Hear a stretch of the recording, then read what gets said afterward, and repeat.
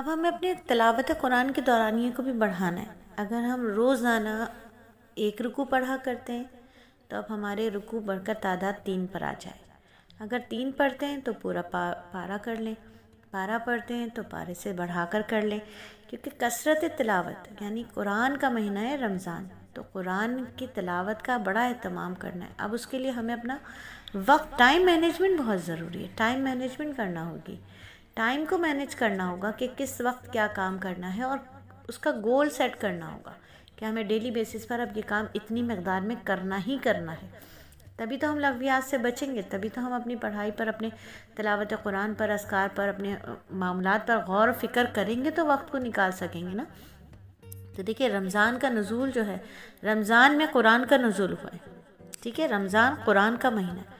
قرآن کے ایک حرف کی تلاوت پر 10 نیکیاں ملتی ہیں۔ حضرت عبداللہ بن مسعود رضی اللہ تعالیٰ عنہ سے روایت کرتے ہیں کہ جس نے قرآن اللہ پاک کی کتاب کا ایک حرف پڑھا، اس کے لیے اس کے عوض 1 نیکی ہے، اور 1 نیکی کا ثواب 10 گنا ہوتا ہے۔ کہتے ہیں کہ میں نہیں کہتا کہ الف لام میم 1 حرف ہے، بلکہ الف 1 حرف، لام 1 حرف اور میم 1 حرف ہے۔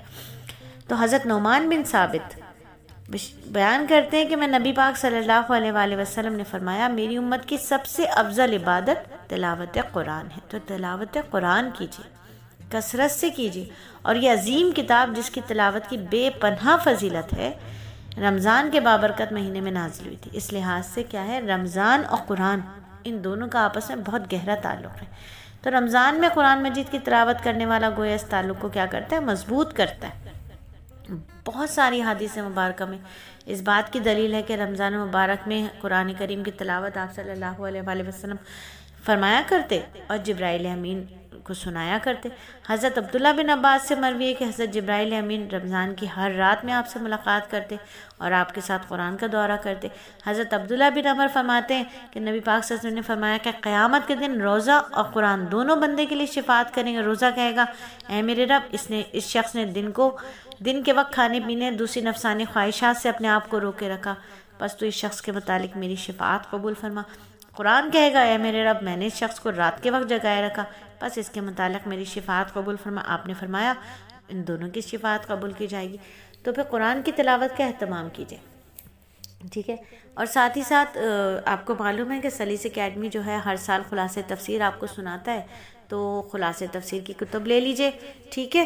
آپ ہم سے منگوانا چاہتے ہیں تو آن لائن آپ کو بھیج دی جائیں گی، اگر آپ خود خریدنا چاہتے ہیں تو آپ خود خرید لیجئے، اپنے علاقے سے کتاب کا نام آپ کو بھیج دیا جائے گا کہ کون سی تفسیر سے آپ کو پڑھایا جائے گا، ٹھیک ہے، تو وہ آپ نے لے لینی ہے۔ ساتھ ساتھ حسین ترین قرآن پاک کے نسخے خریدیے، ہدیہ لے لیجئے نسخوں، قرآن پاک کے نسخوں کا، کیونکہ خوبصورت چیز اٹریکشن رکھتی ہے نا۔